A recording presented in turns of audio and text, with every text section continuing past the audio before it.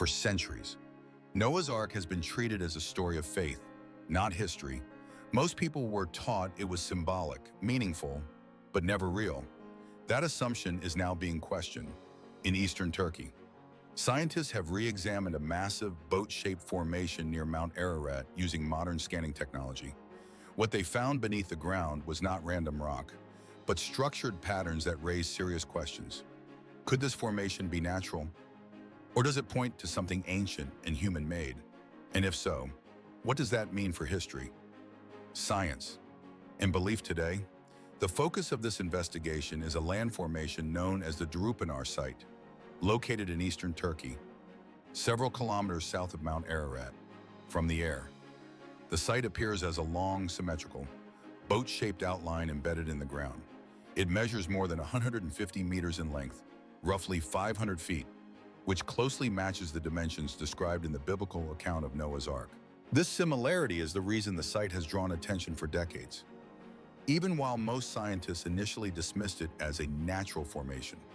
What makes the Drupanar site significant is not just its shape, but its consistency. Natural geological formations can appear unusual, but they rarely produce such a clear, elongated outline with tapered ends resembling a hull. The formation sits on an ancient mudflow plateau, an area shaped by volcanic activity, water, and sediment over thousands of years. Early surveys in the 1960s concluded the shape was likely the result of natural forces.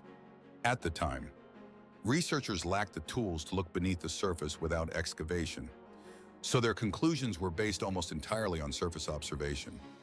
That changed with the use of modern, non-invasive technology in recent years. Research teams returned to the site equipped with ground-penetrating radar. This technology sends electromagnetic waves into the ground and records how they bounce back, creating images of what lies below the surface. The expectation among many scientists was that the scans would confirm a natural explanation: random rock layers, fractured bedrock, or hardened mud. Instead, the scans revealed something unexpected.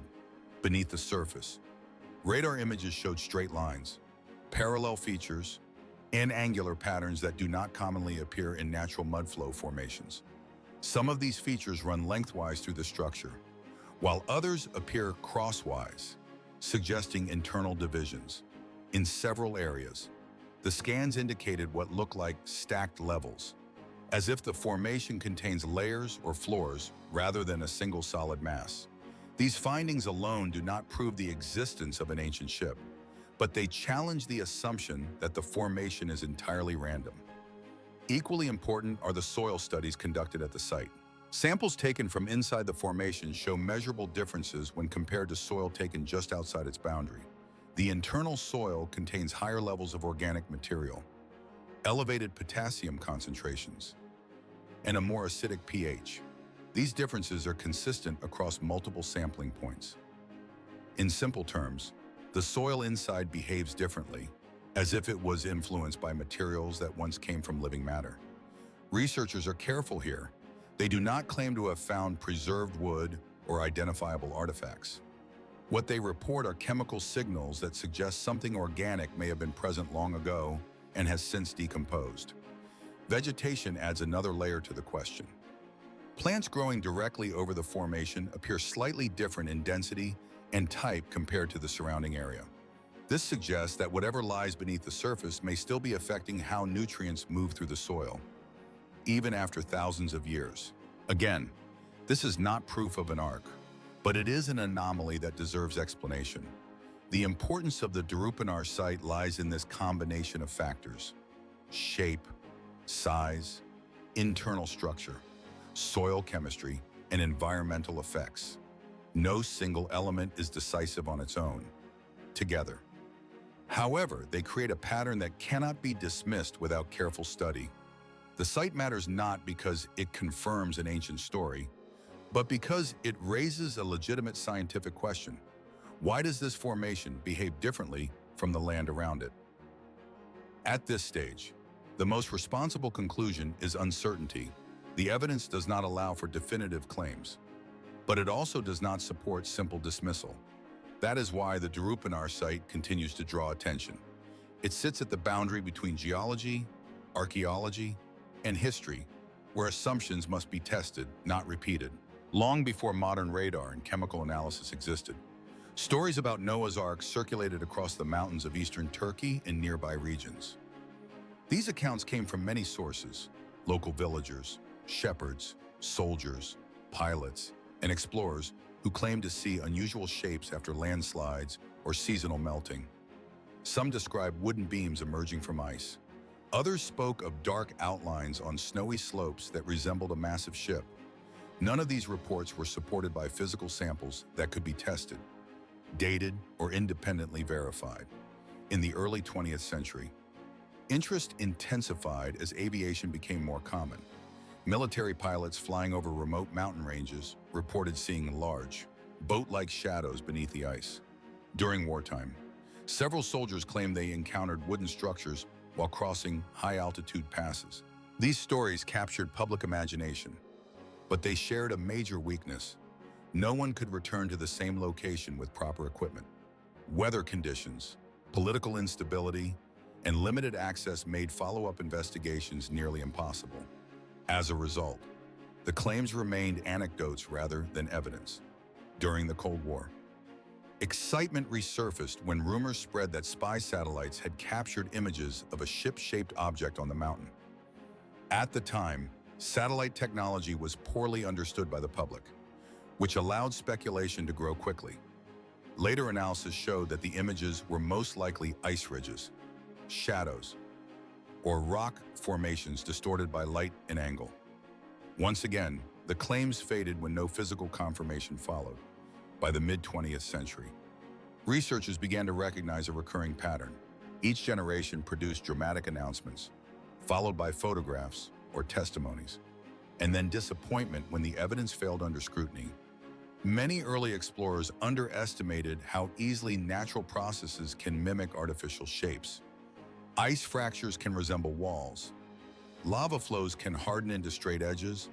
Erosion can carve symmetrical outlines that appear intentional.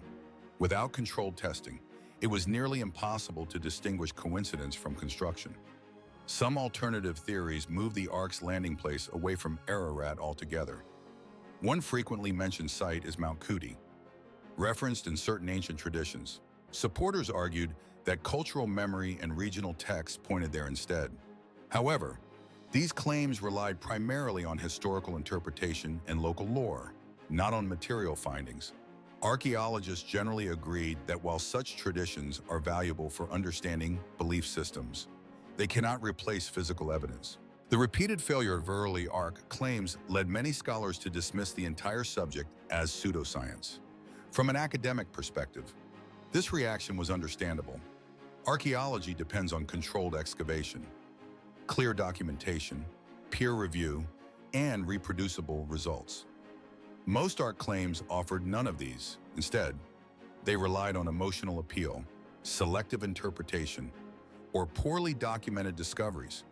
Over time, the subject became associated with sensationalism rather than serious research. This history matters because it explains why skepticism remains strong today. When new claims emerge, they are judged not only on their own merits, but against decades of failed attempts. Scientists are wary of repeating past mistakes. They know how easily enthusiasm can override discipline. That is why modern researchers emphasize non-invasive methods, independent operators, and transparent data. They understand that if this question is ever to be taken seriously, it must be approached differently than before. The lesson from early Ark searches is not that investigation is pointless, but that standards matter. Extraordinary stories without rigorous methods lead nowhere.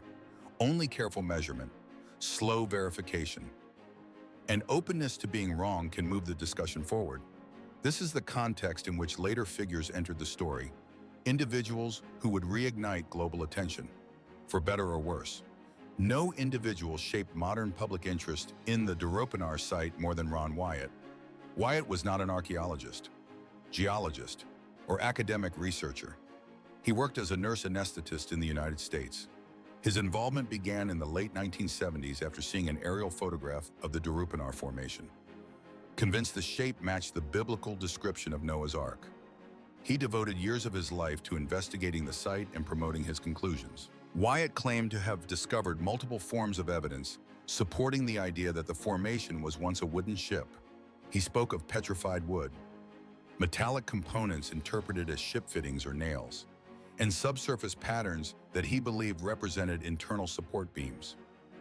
He also drew attention to large carved stones scattered in the surrounding area, commonly referred to as anchor stones, which he believed were used to stabilize a massive vessel, to many within religious communities.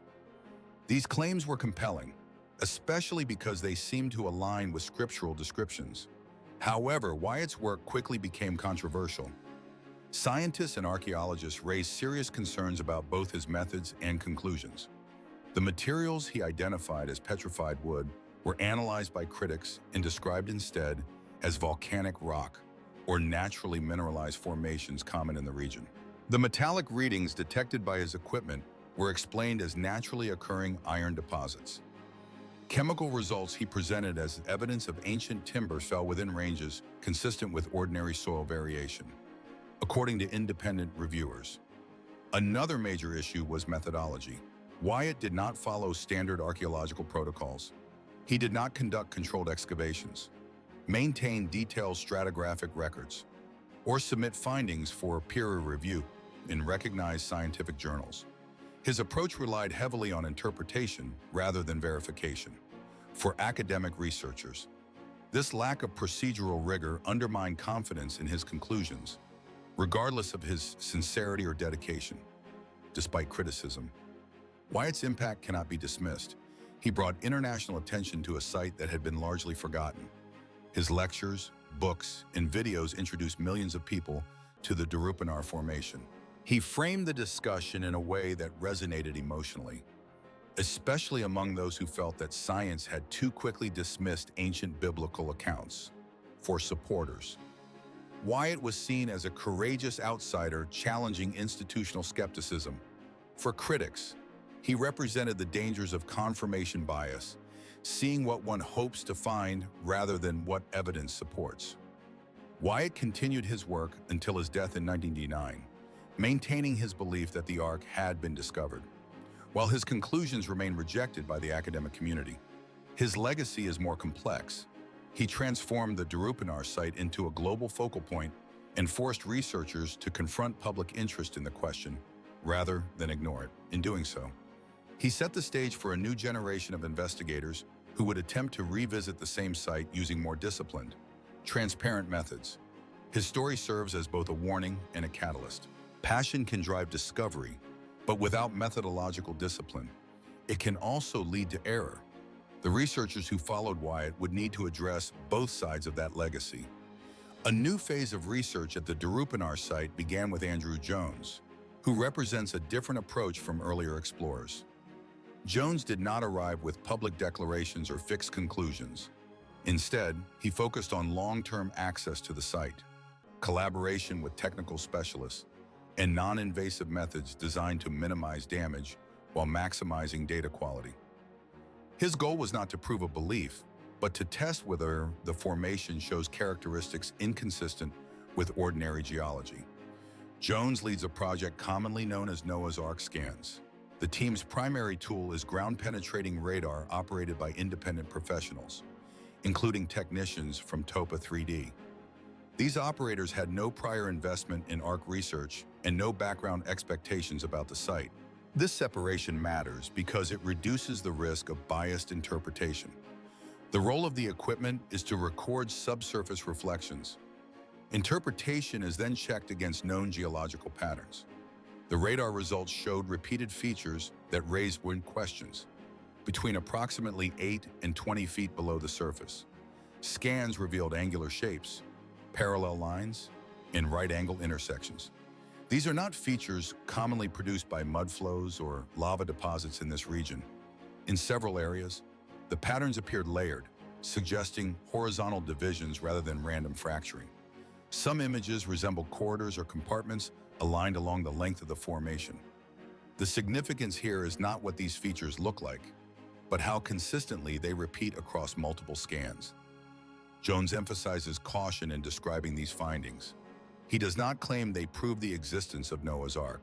Instead, he argues that the patterns are structured enough to justify further investigation. This distinction is critical. Many past claims fail because they jump directly from anomaly to conclusion. Jones insists on treating each data point as provisional, subject to verification and reinterpretation. Soil analysis plays a supporting role in this work. Samples taken from within the formation consistently show higher organic content, elevated potassium levels, and altered acidity compared to surrounding soil. These results were obtained through standard laboratory testing rather than field speculation. One possible explanation is the long-term breakdown of organic materials, such as wood, within the structure. Another explanation is localized environmental variation unrelated to human construction. Jones openly acknowledges both possibilities. The data alone cannot distinguish between them. Importantly, Jones has avoided excavation. He argues that digging prematurely risks destroying fragile evidence and undermining future study. Instead, his team advocates for core drilling, narrow, controlled sampling that can retrieve material from depth while preserving context. Even this step, he says, must be carefully planned and approved to avoid contamination or misinterpretation. What sets this phase of research apart is transparency. Scan data, testing methods, and limitations are openly discussed. Jones invites outside experts to review findings and does not frame uncertainty as failure. This approach reflects lessons learned from earlier decades. The question is no longer whether someone can make a convincing claim, but whether the claim can survive careful scrutiny. At this point, the modern investigations neither confirm nor dismiss the Ark hypothesis. What they do accomplish is narrowing the field of explanation. If the formation is natural, it behaves in ways that are unusual for the region. If it is artificial, the evidence remains indirect and incomplete. The value of this work lies in its discipline. It shifts the discussion from belief versus disbelief to evidence versus interpretation, a necessary step if the question is ever to move forward responsibly. The renewed attention on the Darupanar site has produced sharply different reactions, depending on perspective. For many believers, the findings are emotionally significant. They do not see the research as final proof, but as a reminder that ancient stories may have roots in real events. The possibility that a structure resembling the Ark exists beneath the ground reinforces a sense that faith and history are not always separate domains. For these audiences, the value lies in plausibility rather than certainty. Scientists, by contrast, focus on process.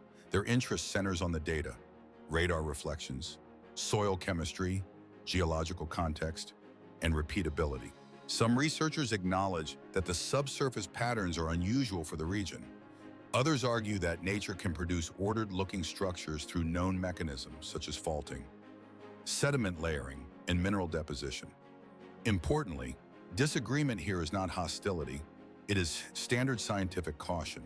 Without dated organic material, clear artifacts, or peer-reviewed excavation results, most scientists remain unconvinced.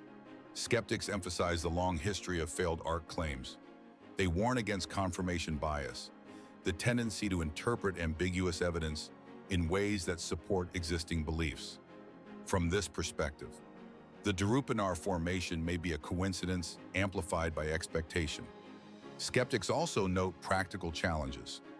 A massive wooden vessel, surviving thousands of years in a harsh environment, is difficult to reconcile with what is known about material decay. For them, extraordinary claims still require extraordinary evidence.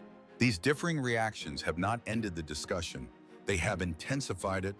The site has become a rare meeting point where faith, science, and public curiosity intersect. That intersection is uncomfortable, but productive. It forces clearer standards, sharper questions, and more careful language, regardless of where one stands. The debate itself underscores a shared human impulse, the desire to understand the past honestly, without surrendering either belief or reason. After decades of speculation, failed claims, and renewed investigation, the Darupanar site remains what it has always been, unresolved, but no longer dismissible. Modern scans have not proven the discovery of Noah's Ark, but they have clearly shown that the formation behaves differently from its surroundings. Structured subsurface patterns, consistent soil anomalies, and repeatable radar results justify continued study, even under strict scientific caution.